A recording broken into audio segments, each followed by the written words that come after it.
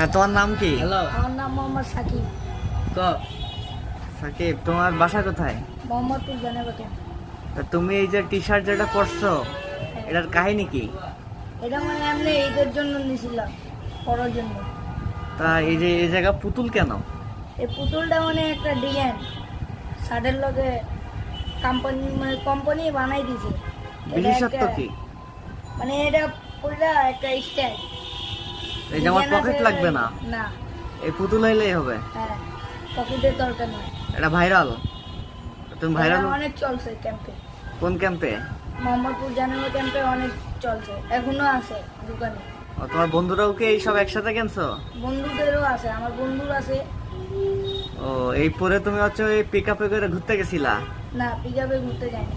মানে আমরা এমনি বোর্ডে, নদীর ধারে যাই বোর্ডে ঘুরলাম, আবার মেলায় যাই ঘুরলাম।